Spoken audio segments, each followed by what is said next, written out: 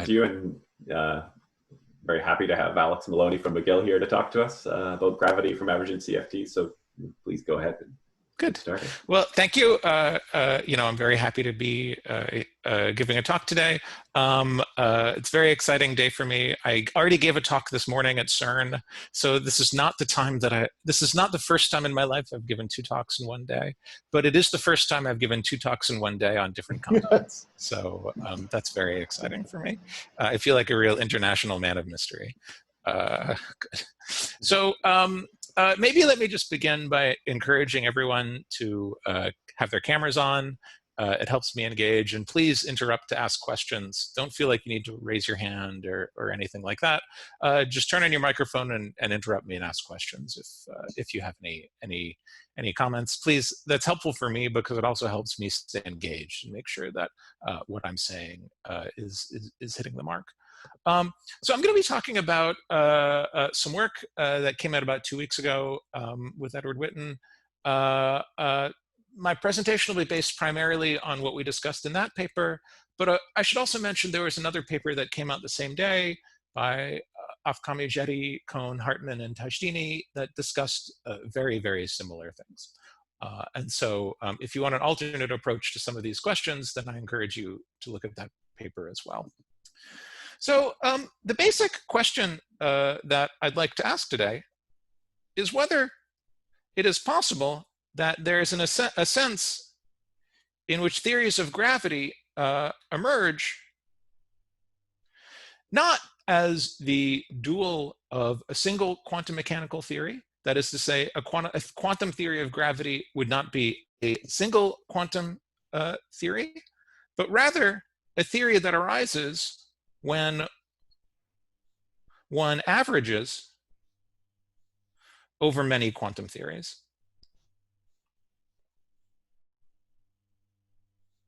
So in particular, what we would like to ask is whether one can take an ensemble of quantum mechanical theories, average over them, and conclude at the end of the day that this average is described by some sort of gravitational theory. At first sight, this seems like a rather strange proposal, but in fact, if one thinks about it a little bit, it turns out that there already is a sense in which we all believe that gravity emerges through some sort of averaging procedure. So, for example, if we think of the description of black holes in a quantum theory of gravity, an individual quantum state of a black hole could be some very, very complicated sort of microstate. But the semi-classical geometric description of that black hole that arises when one coarse grains over many microstates is described by a geometry, namely the black hole geometry, say the Schwarzschild geometry, or the ADS-Schwarzschild geometry in the case of ADS-CFT. So in fact, before getting into any details, there's already a rather concrete sense in which we know that semi-classical geometry emerges through some sort of averaging procedure. Now that averaging procedure is a procedure where one averages over many states in the same procedure. That's the familiar coarse graining that arises in any statistical mechanics theory. The sort of averaging that I'm talking about today is a rather different kind of averaging, where rather than averaging over many states in the same theory, instead what I'm going to do is consider some observable and average over many different quantum theories. However, these two sorts of averaging are in fact related in some sense. In particular, if you have a quantum mechanical theory that is chaotic, then it's generally believed that this first type of coarse graining is in fact equivalent to the second type of averaging. So in particular, if you have a very complicated chaotic system, such as a spin glass that a condensed matter theorist might study, then one could either study an individual spin glass as a quantum system, or one could study an ensemble of spin glasses where you study many different quantum systems.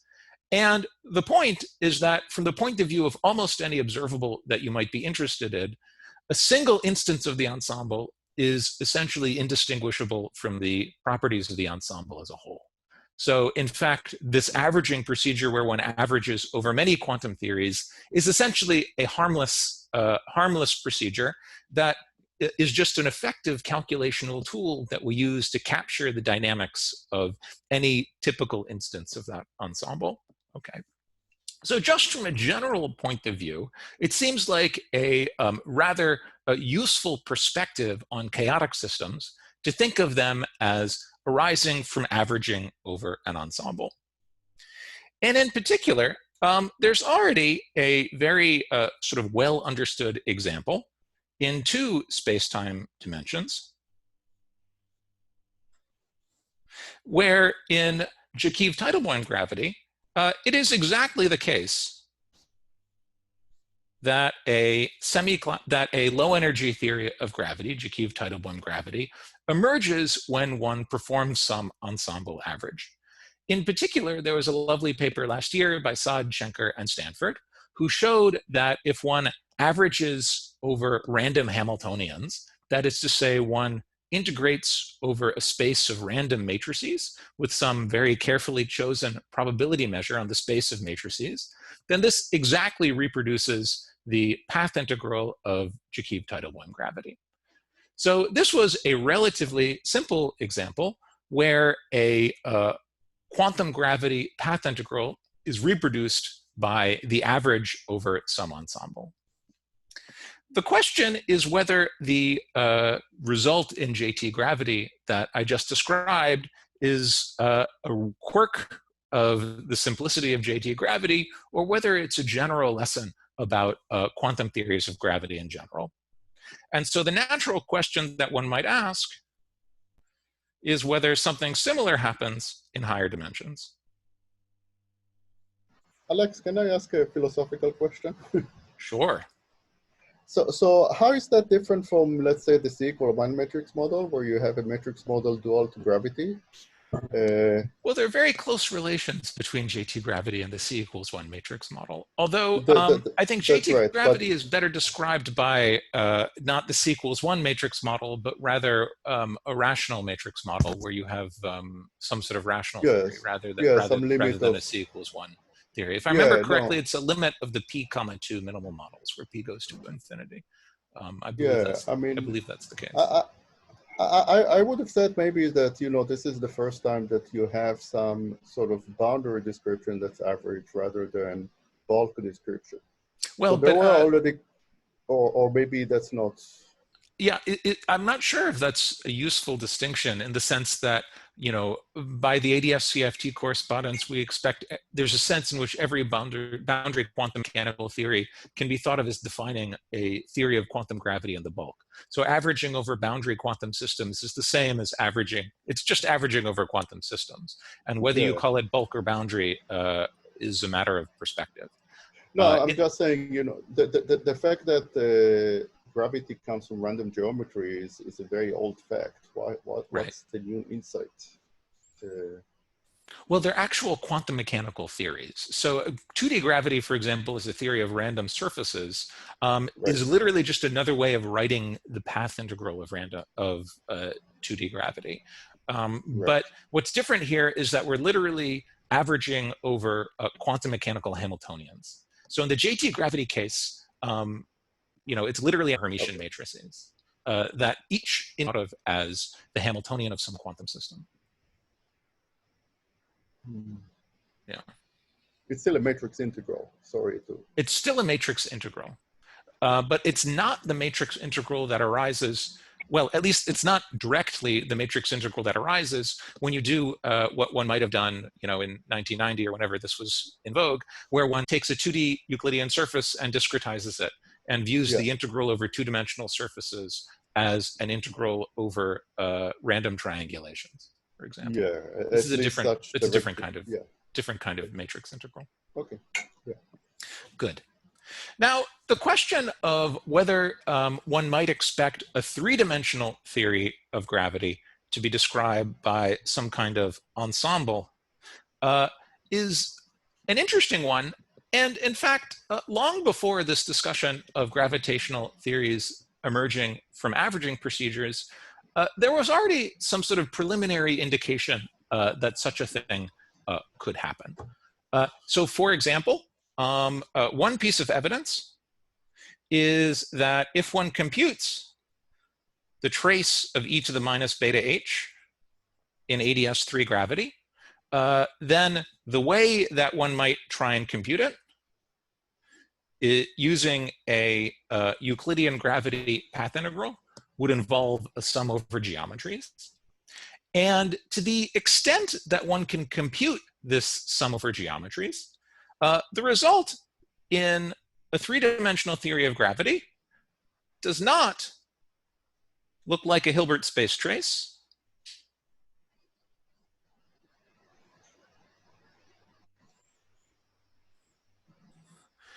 but it almost looks like a Hilbert space trace. So in particular, it looks like the trace over a Hilbert space of a theory not with a discrete spectrum, but with a continuous spectrum. And if you take a theory, an ensemble of theories with discrete spectra, and you average over them, then that can render a discrete spectrum continuous. For example, if you take an ensemble of n by n matrices, the eigenvalues of each individual n by n matrix are discrete, but if one averages over the space of n by n matrices with some probability measure, then this will typically turn into some sort of continuous distribution, such as the Wigner-Dyson distribution for random matrices in a Gaussian ensemble. And in retrospect, this result that the partition function of 3D quantum gravity does not look like a Hilbert space trace because it has a continuous spectrum could have been taken as some sort of early indication that such theories should be thought of as coming from the coarse graining over some ensemble. Now, at the time, here I'm referring to a paper that I wrote with Witten in 2007. At the time, this was not the interpretation that was given because it turns out that the density of states that one gets is not just continuous, but it's negative. That actually is a very serious problem that can't be cured just through some averaging procedure. Roughly speaking, the average of a bunch of positive numbers is still positive, so there's no way you could get a negative density of states from this averaging procedure. However, it turns out that there are some very simple modifications to the theory, some simple improvements to this calculation of the gravitational path integral that resolve this negativity. So for example, I had one paper with Collier and Benjamin a few months ago describing one way to do this, but there are other ways of resolving this negativity as well. Okay. So 3D gravity then seems like a great place to look for some sort of gravity as an average over an ensemble. And I'll also mention one other important piece of evidence for this, which is that three-dimensional gravity also very naturally has Euclidean wormholes that connect disconnected boundaries. So such Euclidean wormholes, I learned about them in a paper of Moldesen and Maus, I think from 2004 or so, but Euclidean wormholes go back, the history of them goes back much farther than that. And the existence of such Euclidean wormholes indicates that the partition function of gravity on some disconnected surface doesn't factorize. So that's something that's not consistent with a quantum mechanical theory, but if you average over many quantum mechanical theories, then that will, of course, induce correlations between disconnected boundaries. And so the presence of Euclidean wormholes could also be thought of as a sort of smoking gun signature for three-dimensional gravity emerging through some kind of averaging procedure. So those, I think, are, from my point of view, the two good pieces of evidence that 3D gravity should arise from some sort of averaging. Okay, so our goal then is going to be to develop a theory of random quantum mechanical systems that could be dual to 3D gravity. And in particular, I'm going to develop a theory of random 2D CFTs, taking the point of view that every two-dimensional conformal field theory defines a quantum theory that could be regarded as a quantum theory of gravity in anti-de Sitter space. So what I want to then do is develop a theory where I can study an ensemble of such theories and then try and compute something about this ensemble. Of course, this is a very difficult question. So in principle, the way that we should try and answer that question is that we first need to think about the data that defines a two-dimensional CFT. So the data that defines a two-dimensional CFT is a list of dimensions and spins for the primary operators of the theory, as well as a list of three-point coefficients that describe how these primary operators couple together. So a theory of random conformal field theories is going to be a much more complicated thing than a theory of random Hamiltonians. A Hamiltonian is uniquely determined by its spectrum, while a conformal field theory is described by more data than just a spectrum. It's also described by the data of some OPE coefficients. So because of that, when we talk about a random CFT, there's really three things that we're going to need to do. The first thing that we're going to need to do is we're going to need to answer the question of what are the allowed values of this data.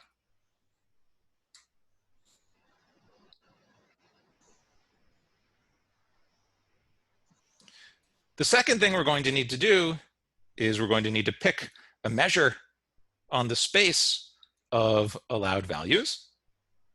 And then the third thing that we're going to need to do is we're going to need to compute an average. So we're going to need to find some way of computing observables. So even the first point on this list is a very difficult question. So the question of what are the allowed values of the data that define a CFT that are consistent with unitarity and conformal invariance is the basic problem posed by the conformal bootstrap program. So step one on this list is solve the conformal bootstrap. Okay. And then only after that do you get to think about averaging over this ensemble. Even having solved the conformal bootstrap, there's then the question of picking a measure and computing things. And so what this means is that if we're thinking about generic random two-dimensional conformal field theories, this is going to be a very tall order indeed.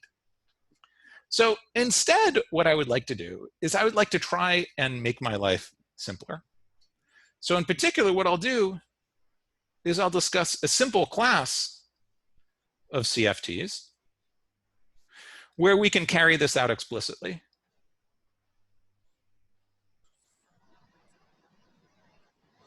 And I'm going to do this by looking not just at generic two-dimensional conformal field theories, that is to say, theories that have a Virasoro algebra's worth of symmetries, but I'm going to look at much, much, much more symmetric CFTs. In a sense, I'm going to look at CFTs that are as symmetric as possible. So in particular, I'm going to look at CFTs of some fixed value of the central charge that I'll call D, with a current algebra that is as large as possible and as simple as possible, given the central charge. In particular, I'll look at CFTs with a U1 to the D times a U1 to the D current algebra. In this case, the conformal bootstrap problem is solvable, and it was solved many years ago by Narain in his description of toroidal compactifications of string theory, that is to say, theories of compact bosons in 2 dimensions. It also turns out that there is a natural measure defined on this space of conformal field theories. And it's also, it turns out, possible to compute an arbitrary observable averaged over this class of conformal field theories with this measure. And that's the computation that I'm going to describe to you today. So in particular, we're going to be able to compute an arbitrary observable. In particular, what I mean here is the partition function of the theory on an arbitrary surface averaged over this ensemble of conformal field theories.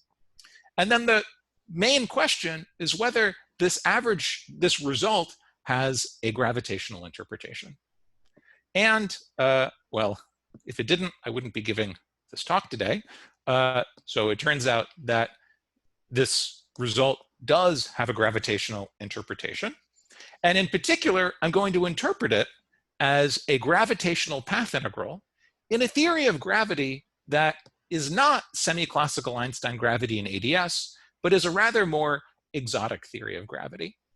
But nevertheless, that gravitational path integral has a form that is very reminiscent of what we would expect from a theory of quantum gravity. In particular, it takes the form of a sum over geometries, that is to say, a sum over saddle points. And for each term in this sum, we have a classical action, a one-loop correction to that classical action, and then we have an infinite series of subleading corrections. Okay. So the result of this averaging procedure takes exactly the form that one would expect in a theory of quantum gravity. And in particular, with certain assumptions that I may or may not have time to go into, we can, in a very simple way, enumerate, if I've spelled that correctly, all of the saddles that contribute to the sum over geometries and compute all of the loop corrections.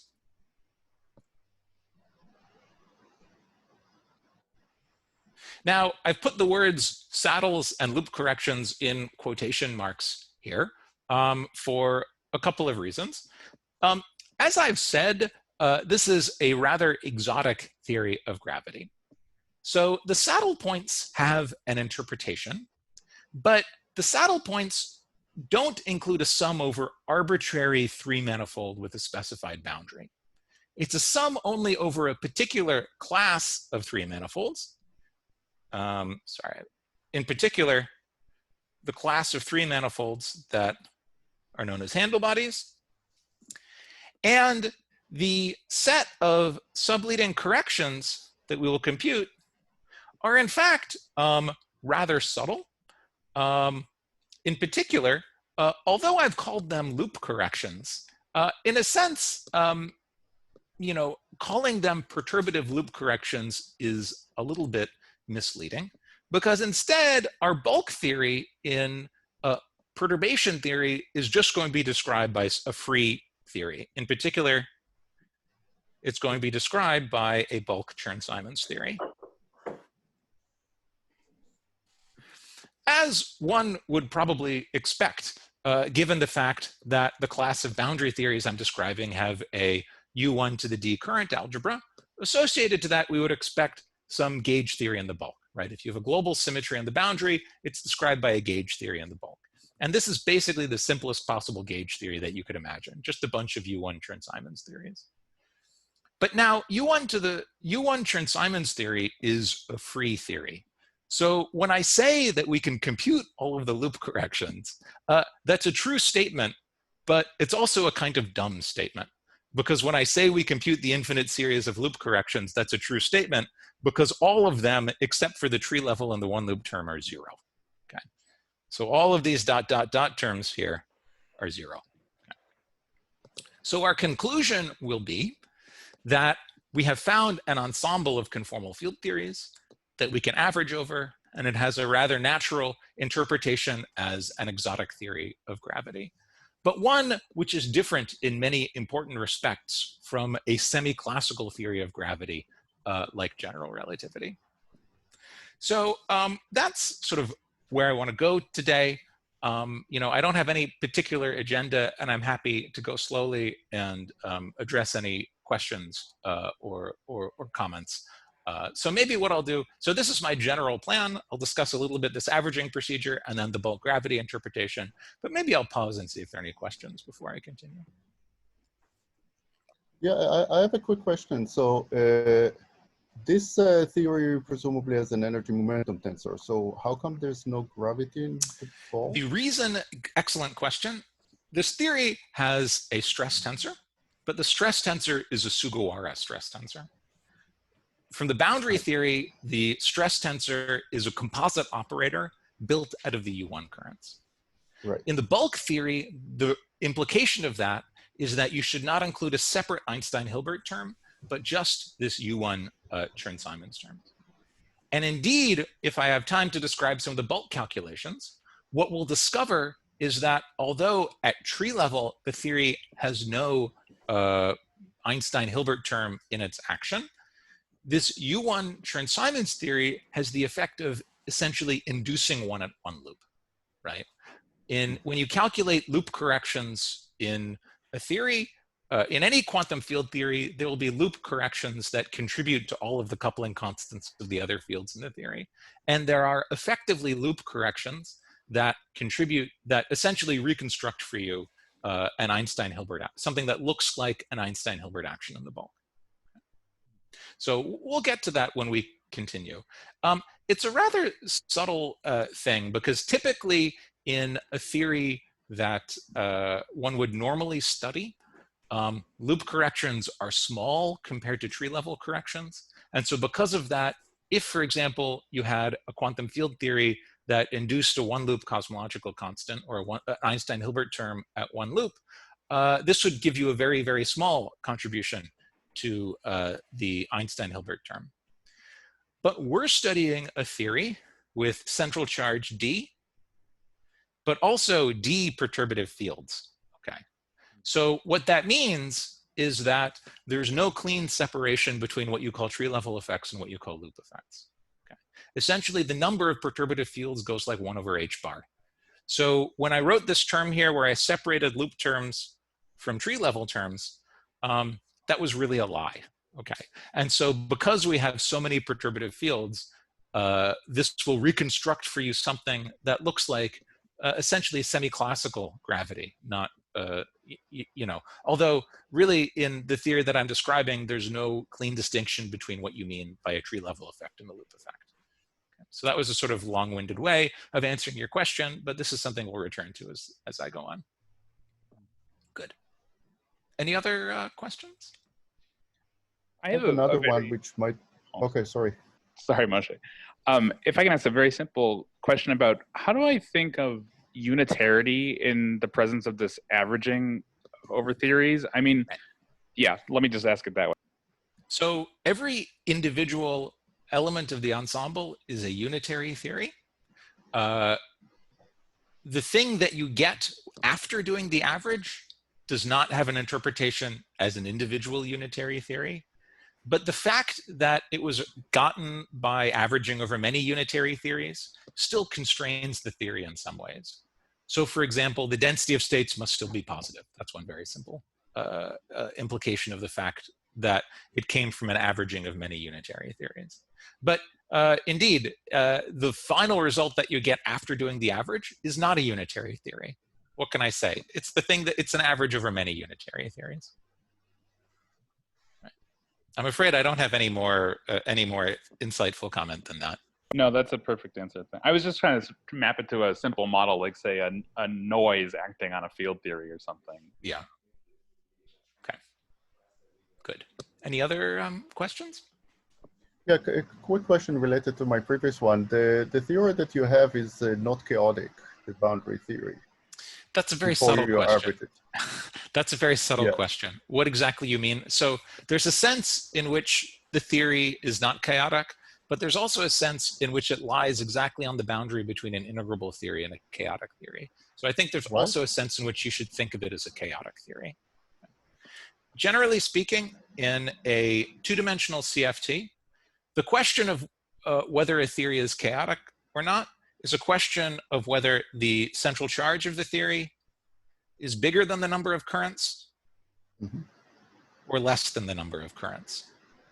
Okay. So if the central charge is less than the number of currents, then there are only a finite number of primary operators, and every high energy state is a descendant.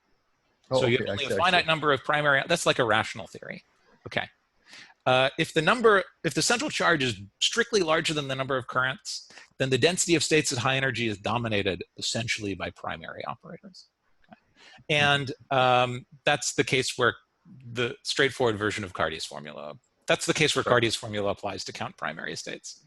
The theories that we're studying have central charge equal to the number of currents. So they really lie exactly at the boundary between chaotic and integrable. Whether you would call them chaotic or integrable depends on exactly how you choose to define that. I have some comments on that. That's some work in progress. Maybe that's all that I'll say at this instant, though. Okay, good. Yeah, the point is that if we were studying non-compact free bosons, then we would all agree the theory is integrable because there's exactly one state in the theory, the vacuum state. Here, we're studying compact bosons, so there's primary operators in addition to oodles of descendants. Now, the density of states is vastly dominated by the descendants, but there's still a sense in which there are echoes of chaos living in those primary operators. I think that might be all I want to say about this at this time, though. Although I think I would have a lot more to say, but that would get me a little bit far afield. Good. Any other questions? Great. Okay, so let's begin by talking about the theories that we're going to study. Okay, so in particular, what we want to do is study conformal field theories with U1 times U1 current algebra. And central charge equal to the number of currents. So what are such theories? These are theories of free bosons. So in particular, if you wanted to study, say, a single free boson, then the action is just the action of a free boson. But we want this to be a unitary theory with a discrete spectrum. And so we have to consider a theory of a free boson on a circle, okay, so a compact boson. So this is a theory of maps from two-dimensional surfaces into a circle. And it's going to be a circle of radius r. And this r is the modulus that parametrizes the space of conformal field theories. So at central charge 1, there is a space of conformal field theories with U1 times U1 current algebra. It is a finite dimensional space, and in particular, it's a one-dimensional space. And it's labeled by the radius r. Good. So that's the space of conformal field theories at central charge 1. In general, if you have d bigger than 1, then there is a very similar description of the generic conformal field theory with U1 times U1 current algebra. And in particular, this is the construction given by Narain. So in particular, the parameters that characterize a generic conformal field theory with this current algebra are a set of constants that I've called G and B here. And what are these? Well, if you think about this as a string world sheet theory, these are the space-time metric and B field. But in our way of thinking about this, these are just parameters that label different conformal field theories. And so we will think about them simply as coordinates on the moduli space of such conformal field theories. That is to say, they were coordinates on the space of such conformal field theories. And this metric is really just a generalization of this radial parameter in the one-dimensional case. So in particular, if you wanted to, you could rescale x in the d equals 1 case by a factor of r to make it periodic, and then you would have a 1 over r squared here. Okay? And so you see that this metric is really just the analog of this radius. Good. Alex, so this is this, yes. Oh, sorry. You're going to remind us how to understand the currents? So what are the currents? Good. So the currents are just, the d currents are just dx and d bar x. And these are the currents that just generate translations in the x directions. Okay? Good. So this is a conformal field theory that describe maps of a surface into a d-dimensional torus. And there is a moduli space of such maps, and they're labeled by these parameters g and b. And what are these U1 currents? They're just the translation symmetries of the torus. So in particular, these generate x to x plus constant. So in particular, those are just d global symmetries of my theory. But as usual in the case of 2D CFTs, those global symmetries get enhanced to full current algebras. And that's the U1 to the D current algebra. Mm-hmm. Okay?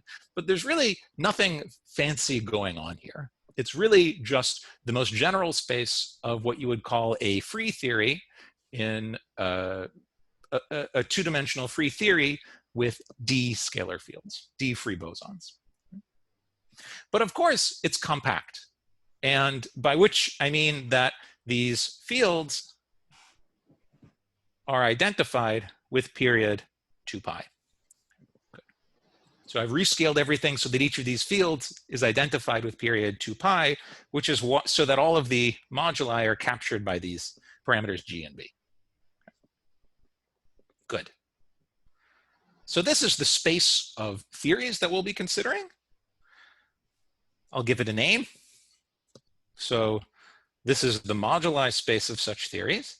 That is to say, it is the set of metrics and B fields.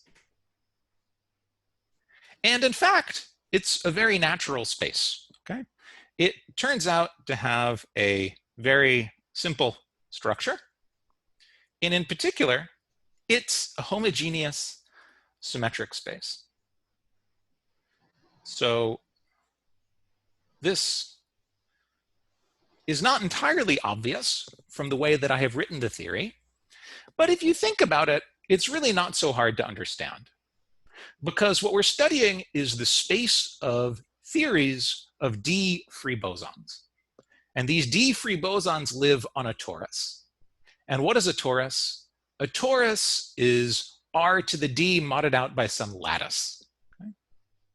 And so what we're doing here is writing down the moduli space of such lattices, because you could always take a given lattice and translate it by acting on it with some orthogonal transformation. And it turns out that the lattices that we're studying are lattices in signature D, comma D. Okay? The reason is that in a CFT, the left movers and the right movers don't talk to each other. So you have a general lattice with D left movers and D right movers. So we're looking at the space of lattices of signature D, comma D. Okay? That's where these two D, comma Ds come from.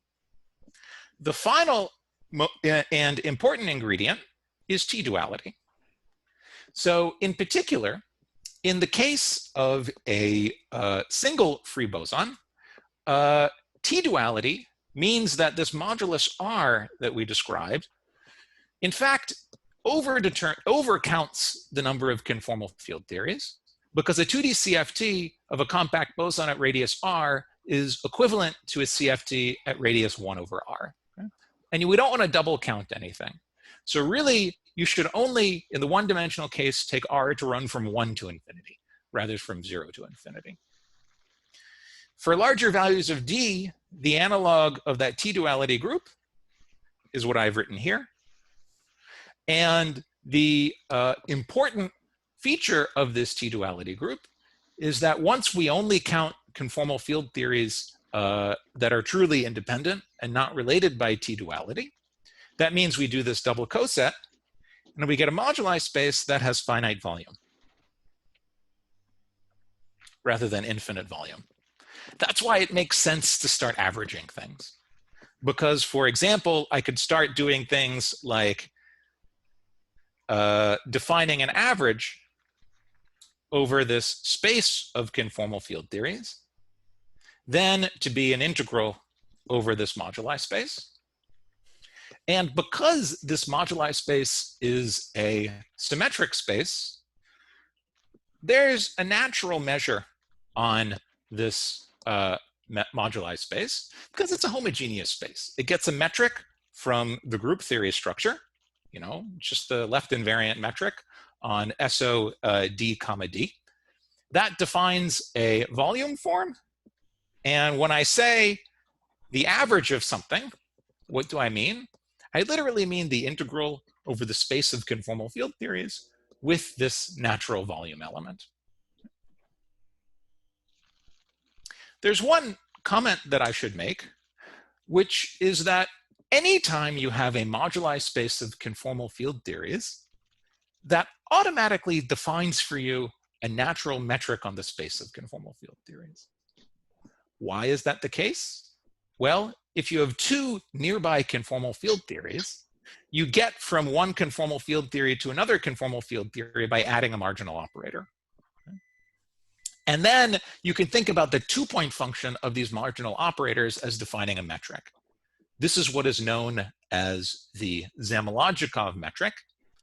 And it turns out, and this is just the result of a calculation that one can do, that the Zamologikov metric so defined is exactly the same as the metric that you would naturally put on this space by thinking of it as a homogeneous symmetric space.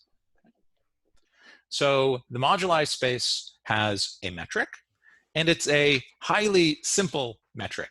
It's the most symmetric possible metric that you could imagine, because the space of conformal field theories is a symmetric space. So when I talk about averaging over a space of conformal field theories, it's completely unambiguous exactly how you would want to perform this averaging procedure. Good. So this is my space of conformal field theories, and this is how I'm going to average over it. Let me just pause and see if there are any questions. I've written things down quite formally, but I told you that the metric and B field are coordinates on the moduli space. And so it's actually quite straightforward just to write out the metric in terms of those coordinates. I won't bother to do it, but if you probably started just writing down random things, it's just about the simplest thing you could write down, consistent with the symmetries of the problem. So it's really not so hard to describe. The geometry of the space is just the geometry of a symmetric space. It's nothing to be scared of. Good.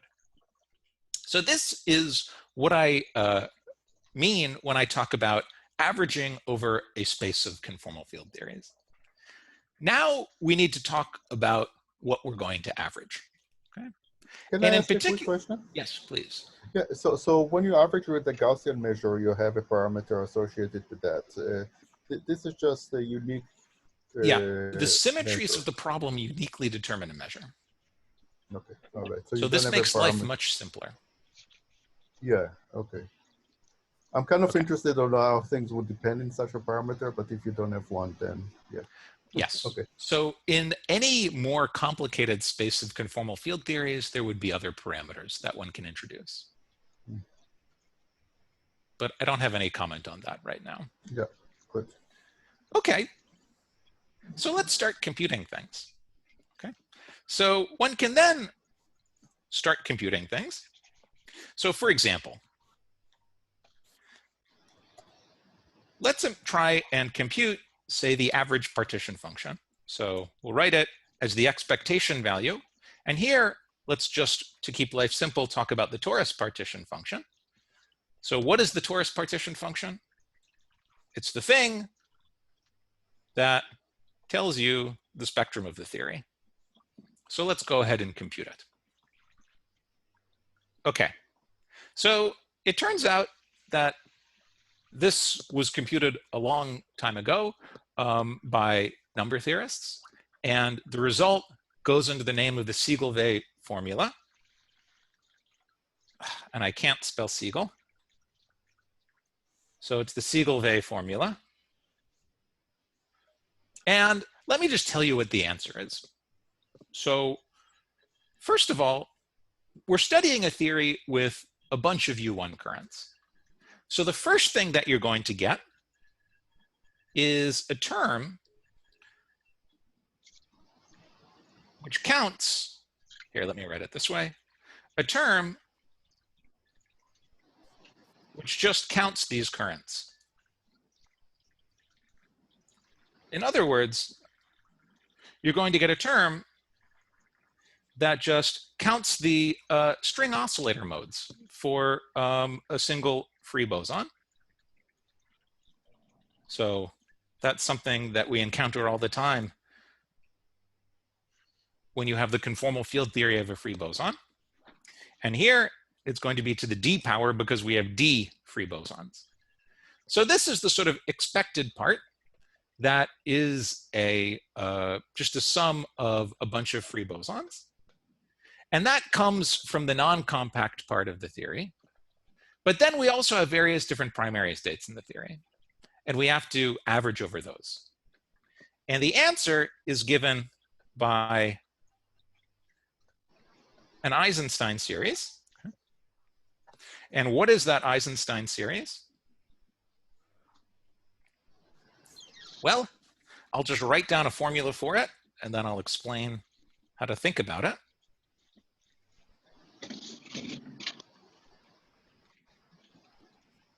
So it's a sum over the modular group SL2Z of the imaginary part of tau to some power. In fact, it's d over 2. Okay, so there's a couple ways of understanding where this formula comes from. So one way of understanding where this formula comes from is that the partition function of a torus has to be modular invariant. But this first term that I've written here is not modular invariant. That first term is the Dedekind data function, which is not modular invariant, but transforms like a modular form. So it needs to be multiplied by something that transforms in the opposite way under modular transformations.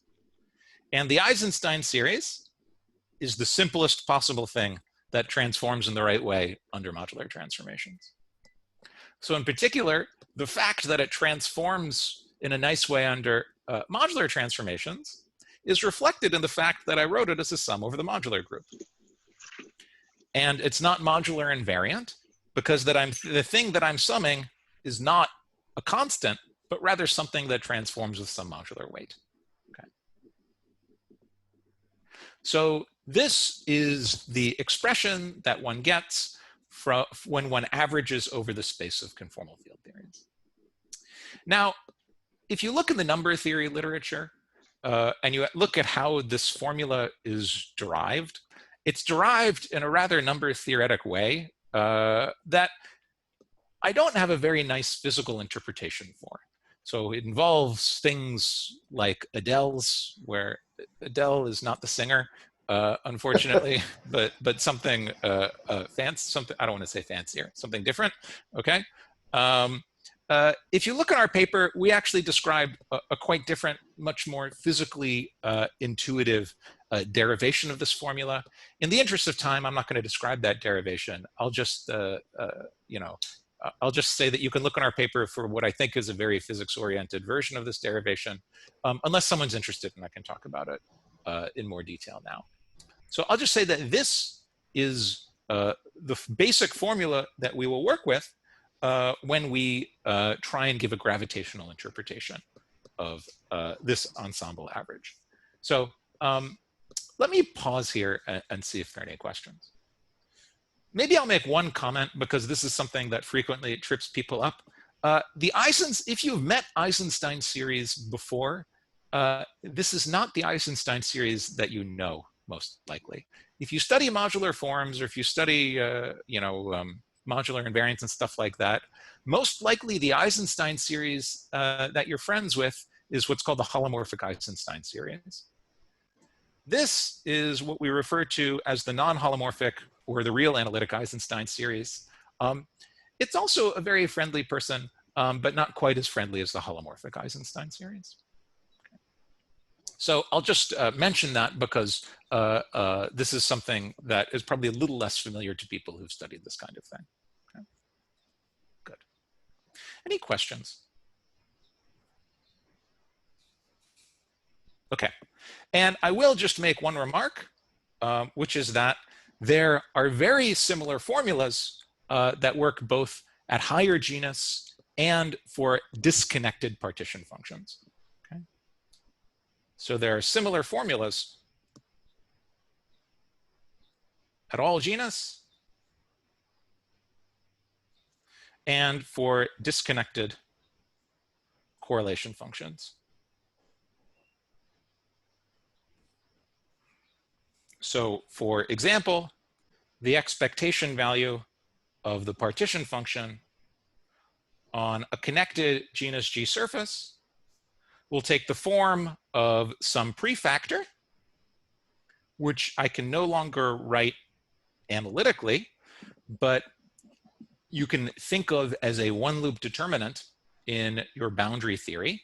Okay, so it's something that counts the excitations of a free boson living on this Riemann surface sigma times a Eisenstein series, which is now not a sum over SL2Z, but a sum over some fancier modular group, which is known as the Siegel modular group, which is basically the group of 2G by 2G symplectic matrices, times some analogous factor, which now acts on the period matrix of this Riemann surface. Okay. And then there are very similar formulas for disconnected surfaces as well. Good. Okay, so these are the sorts of formulas that you get. I would now like to talk about how we interpret them gravitationally. So let's first think about the torus case.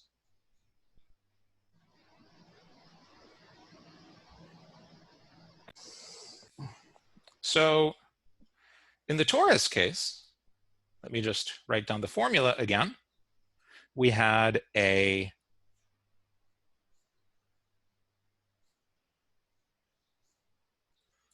sum over all of the descendants of the vacuum state under the U1 to the D current algebra times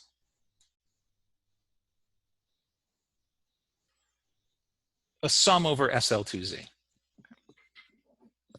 So let's stare at this piece for a second. What is this? Well, our boundary theory has a U1 to the D times U1 to the D global symmetry. And in ADS CFT, every global symmetry on the boundary becomes a gauge symmetry in the bulk. So we're looking for a theory that has a U1 to the D times U1 to the D gauge symmetry. What is the simplest possible theory in 3 dimensions with a gauge symmetry? It's a Chern-Simons theory. So the first thing that you would look at is the Chern-Simons theory in the bulk living on some 3 manifold. Indeed, if you look at a Chern-Simons theory with the U1 times U1 gauge theory, and you just look at the perturbative part of the partition function, expanded around the trivial connection, the 0 connection. So how would you go about computing that? Well, it's a one-loop determinant. It's a free theory. So the partition function at the perturbative level is just given by a one-loop determinant. We can go ahead and compute it. There's a determinant over spin 1 fluctuations coming from the U1 gauge field, and then there's some ghost contribution.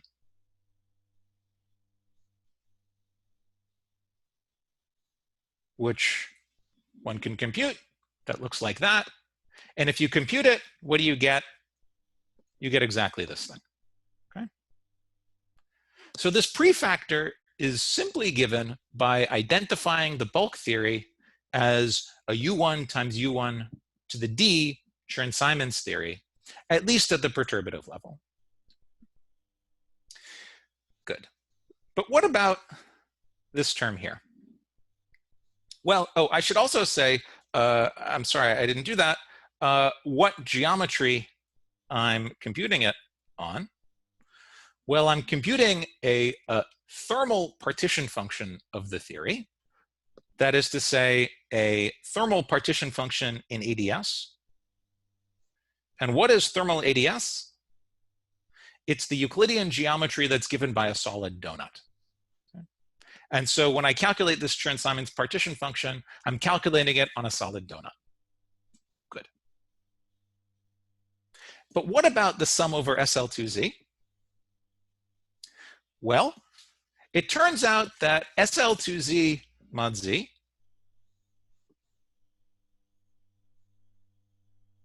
has a very simple gravitational interpretation.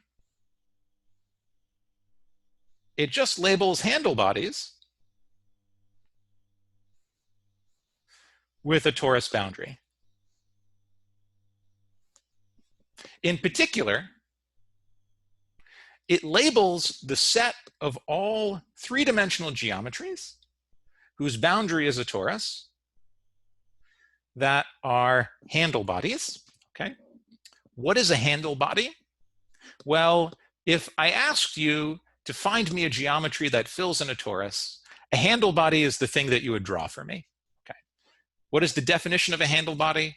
If you want to fill in a geometry in a two-dimensional surface in some way, the way that you would do it is you would embed that surface in R3 and then look at the interior of that embedding. Okay? So what does that do? That picks out some cycle on the boundary and makes it contractible. That is to say, it makes some cycle on the boundary of a disk in the interior, as I've indicated here. And why is the set of handle bodies with torus boundary labeled by SL2Z mod Z? Well, every SL2Z matrix is a 2x2 matrix with integer entries. SL2Z with and unit determinant. The statement that the theory that this matrix has unit determinant means that the two integers C and D are coprime. They share no common factors. And SL2Z mod Z is exactly the space of coprime integers C and D. Okay? And so the handle body associated with some element of SL2Z is just found by picking a cycle in the boundary and declaring that that is the cycle that is going to be contractible in the bulk. So for example, let's give a name to my two cycles in the boundary. Let's call them phi would be the time circle, and phi would be the angle circle, t would be the Euclidean time circle. Then you could take an arbitrary linear combination, c phi plus dt, and then choose that one to be contractible, and that defines for you some handle body. Good. So our conclusion is that the average torus partition function integrated over this space of conformal field theories has a very natural gravitational interpretation, but it's in a theory where the perturbative fields are just U1 times U1 Chern-Simons fields, and the sum over geometries is a sum over handle bodies. Okay? And it turns out that this works at all genus. So in particular, the U1 times the expression that I wrote down above, so this quantity here can also be interpreted as the perturbative part of some Chern-Simons partition function. And this sum here is a sum over geometries. Or I should really think of it as a sum over topologies. In particular, the sum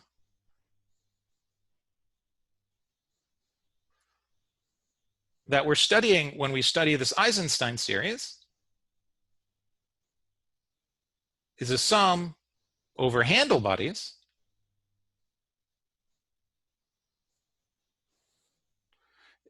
How do you think about that? Well, here I'm drawing the example of a genus 2 surface. So to fill in a genus 2 surface, you need to specify which of the cycles on the boundary are going to be contractible in the bulk. And the A and B cycles of our boundary geometry naturally have a symplectic structure associated with them because of the intersection pairing, right? If you have some set of A cycles and B cycles, there is a natural symplectic pairing between the two. So there's a natural pairing that is invariant under symplectic transformations. And so the set of all handle bodies is found by starting with your favorite handle body, say the one where the A cycles are contractible, and acting on it with a set of symplectic transformations. And that means that these are labeled by elements of the symplectic group. So in the present case, I've drawn a genus 2 surface. So it'll be labeled by some element of the symplectic group. Now, it turns out that just as in the torus case, there was actually a factor here that you had to mod out by. That's because of, in the torus case, there are what are known as Dane twists that leave this handle body invariant. There's an analogous group here that one quotients by, known as the Siegel parabolic subgroup. The details are not too important, just to say that there is a one-to-one correspondence between the terms in the sum and a natural set of three-dimensional geometries that fill in the boundary. Okay. So the conclusion of this set of considerations is that the average over the space of conformal field theories has a natural bulk interpretation of a somewhat exotic theory of gravity.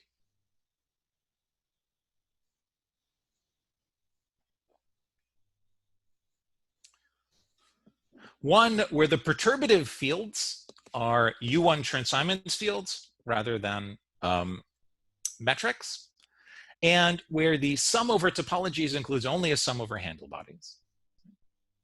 It turns out that when your boundary is a torus, the only constant negative curvature geometries with torus boundary are handle bodies, but the same is very much not true at higher genus. For a genus 2 boundary, for example, there's a whole zoo of solutions, handle bodies and non-handle bodies, whose boundary is that surface and which admit a hyperbolic metric.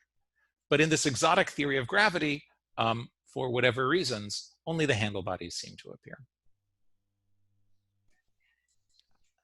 One Alex, comment. Sorry, just a question. Yes, please. Do you think that has to do with cancellations, or is it? Well, I'll tell you the words that we said in our paper. Okay. In any real theory of gravity, you would expect a sum over topologies to include a sum over all topologies. Okay. But we're studying a theory that is in some sense simpler than what you would expect from a normal theory of gravity. At the perturbative level, that's reflected in the fact that there is no independent metric degree of freedom. The metric is some composite operator built out of the gauge fields. And at the non-perturbative level,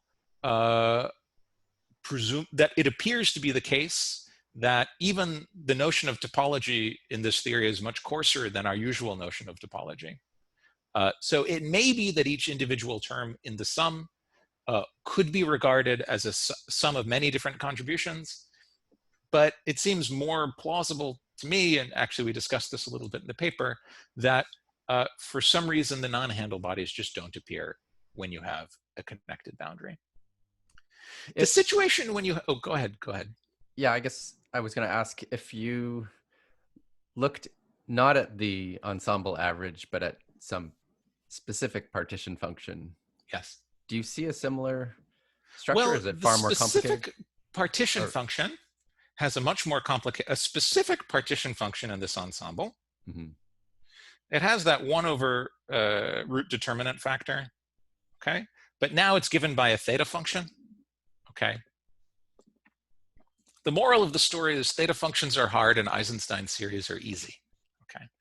That theta function has the correct modular transformation properties. So here we're now studying at a fixed point in moduli space. So let's denote M by a coordinate on moduli space. So that theta function, it has the right modular transformation properties, okay? So that means that you could formally think of it possibly as a sum over sp2g comma z, but it's not a sum of anything simple. Mm-hmm. Okay. Right? Okay. So whether you want to think about an individual instance of so it may be that the non-handle bodies cancel out because of this ensemble averaging. It may be, and I suspect this is more the case, that our theory of gravity is just not refined enough to know about these other geometries. Mm-hmm. It's my suspicion.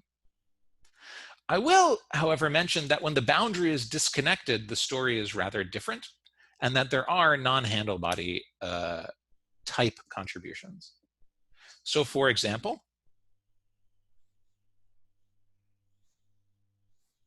the Siegel-Weil formula is powerful enough to compute disconnected correlators. And you find that there's a similar sum over this symplectic group that you could write down. And it includes things that are, here, let me write it out a little more carefully. It includes things, so let's take this to be a torus. So it includes three-dimensional geometries that look like this, where the bulk geometry is disconnected. And it also includes things where the bulk geometry, and here, I don't know if this is a fair cartoon or not, but it includes things where the bulk geometry looks like that. Okay. So here, this is the union of two handle bodies.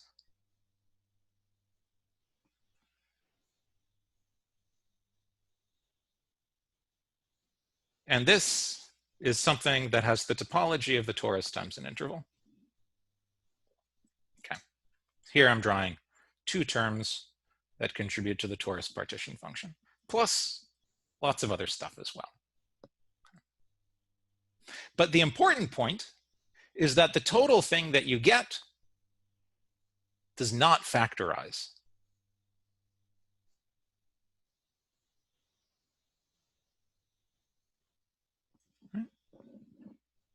If it were only a sum over handle bodies, then it would factorize.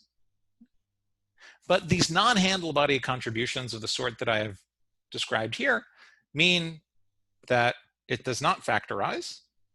So it's this plus other stuff. And this is exactly what you would expect. So if you look at our paper, we analyzed one particular contribution here of the form torus times an interval. But there's a lot of other stuff, and there's surely more to be said there. I will, yeah, what should I say? Yeah, so maybe, so this non-factorization, you know, once you're talking about an average, of course things don't factorize. Like, that's like the definition of a probability distribution, is that things don't factorize. Like, any non-trivial probability distribution will lead to non-factorization. The thing that's exciting is that there is a geometric interpretation of this non-factorization. Okay. But I think there's a lot more to be said there. Yeah. Good. Yeah. Any other questions?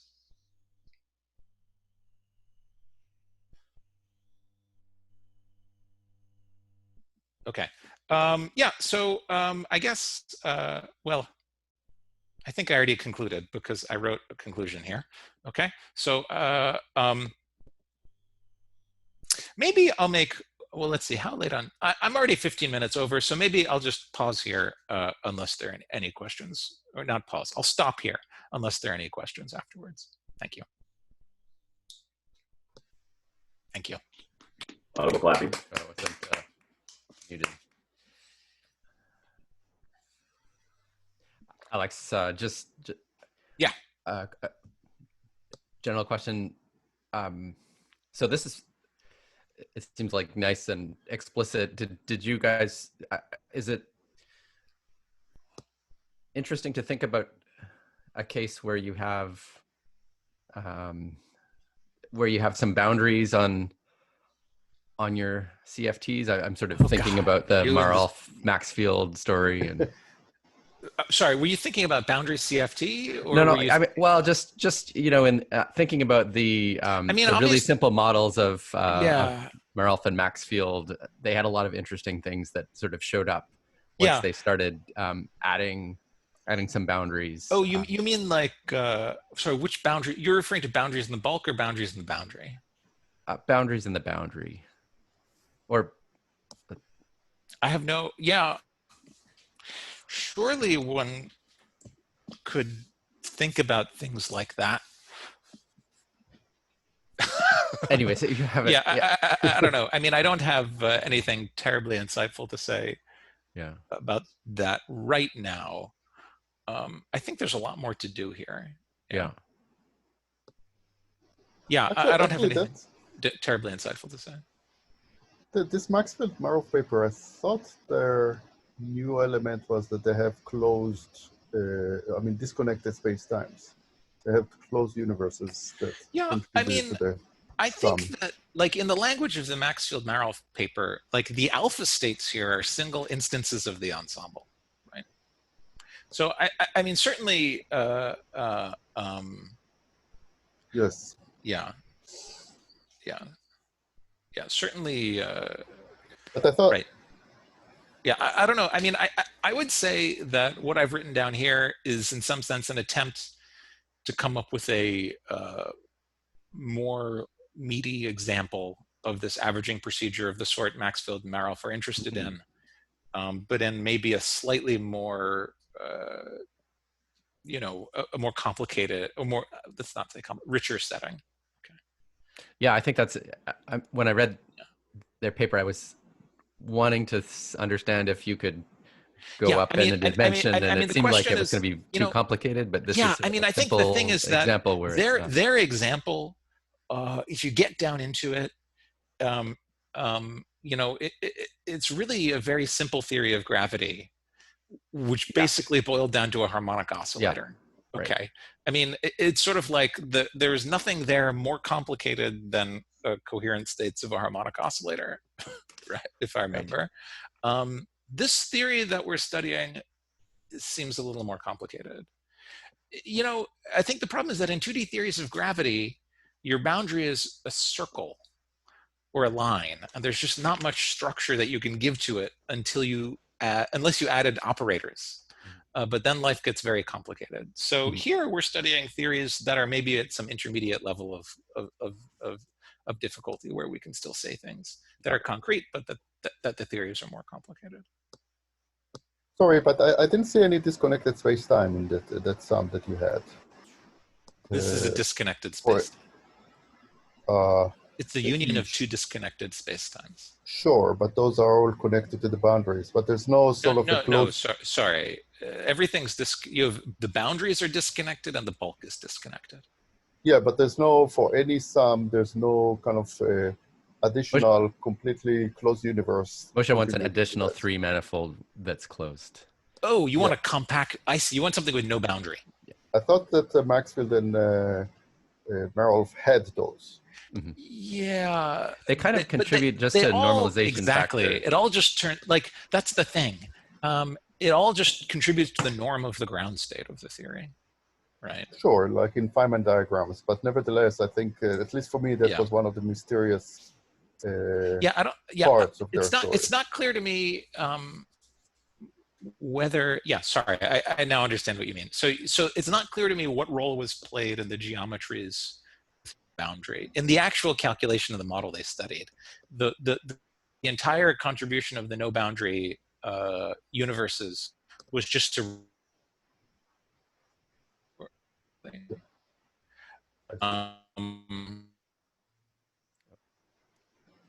Alex, you're breaking up or something. Yeah, certainly there are analogous contributions in our theory. Like if I just take a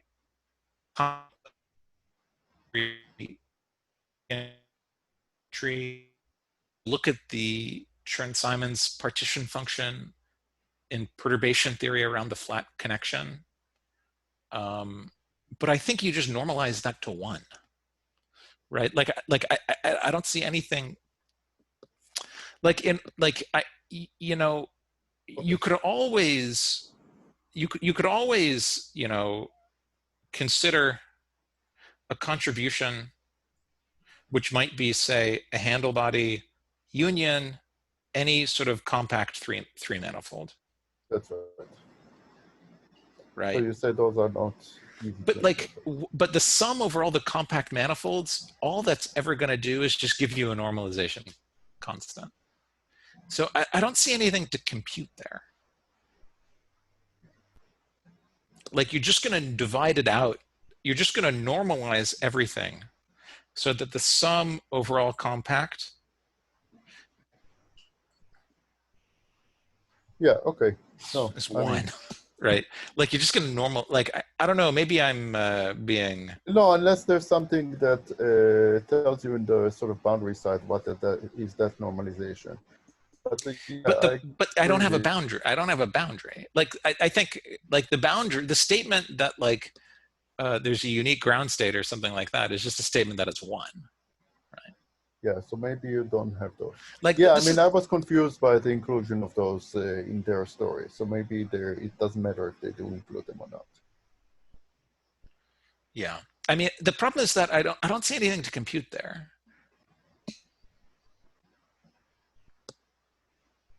Right.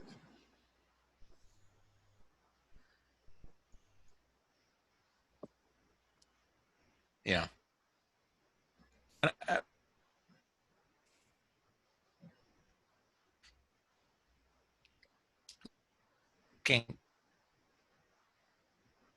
Boundary is a calculation of the norm of the ground state, which is 1 by definition. Right. So to the extent that you ever do a sum over compact manifolds, you need to tell me, I don't see any way of getting an answer that does anything but give you a normalization constant. Maybe I'm being dense here. Mm-hmm.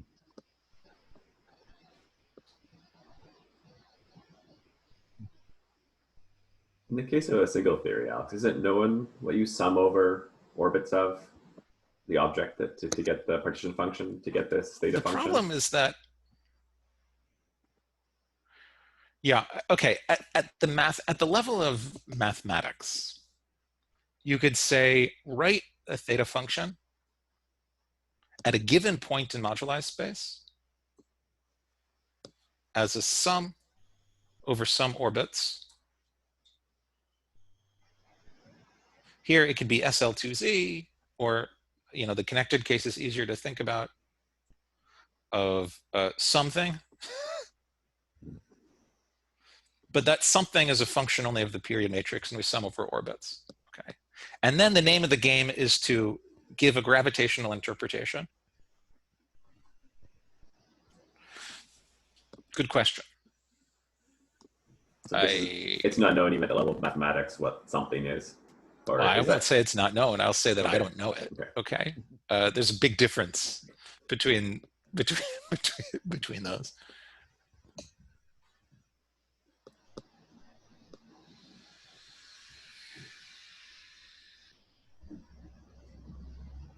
I don't think I have anything intelligent to say. I don't even have anything unintelligent to say. Yeah, it's a good question. I mean, yeah, to some extent, it's a question of extracting the instance of the ensemble from the generic ensemble. So in a quote unquote chaotic theory, to the extent that these theories are chaotic, this something is very close to the imaginary part of the period matrix. It's close to it. And to quantify how chaotic a theory is, you want to quantify how close, another way of saying that is you're quantifying how close that thing is to the imaginary part of omega. That is one way that you could characterize whether the ensemble is representative of instances, right? I mean, I gave this talk last week and Subir Sachdev immediately said, well, the whole point of like this averaging stuff is that an individual instance is supposed to be like the ensemble is supposed to represent individual instances of the ensemble. And I think there's a quantitative sense in which that is true here, but I'm not prepared to say anything more precise right now. Well, that depends what you're asking. I mean, yeah. Yeah, I mean, let's put it this way. There are calculations you can do and that I am doing, and some of them I have done. Yeah, for example, you can compute like the variance of the partition function and stuff like that. We give a formal expression for it in our paper, but unpacking that requires a little bit of work. You might hope, I mean, one thing if the variance of the partition function is small, but you might also hope that the variance of each of these individual terms is small. Well, the variance is something that tells you how big the deviations in the ensemble are. I mean, there's a deviation of, say, that entire sum and the deviation of each term in that sum. Like you might hope. What do you mean by, like, if you're talking about an individual term in the sum, I don't know what you mean by the word variance.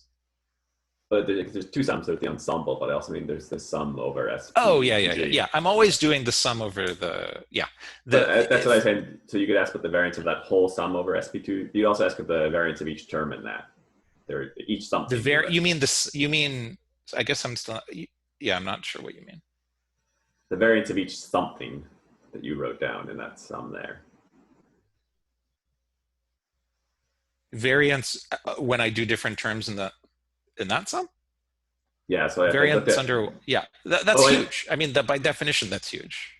Right? So you say, but each term in that sum is close to m of gamma omega. Each term in that sum is close to m of gamma omega, and the question is how much does each term fluctuate by itself, and then how much does that entire theta function fluctuate? The variance that we want to compute is the variance as you move around in the ensemble, right? I mean, I wrote a formula, we wrote a formula for it in our paper, but it's not an easy formula necessary. You can't look at it and just immediately see the answer. So I've spent some time the last couple of weeks unpacking it a little bit. And I don't know if I have anything terribly that I want to state too sharply right now. In our paper, we extracted one term and we showed that this gives you the plateau and the spectral form factor. There's more that one can say about this, but I don't. Yeah, I mean, I've talked for an hour and a half now already, so we can let you go and stop pestering. That's fine. Yeah. Is there, I guess, any last burning question that someone wants to ask, or?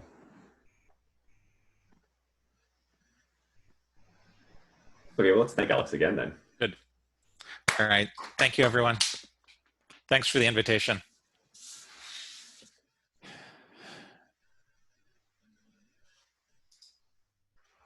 Bye. Okay. Good to see you, and hopefully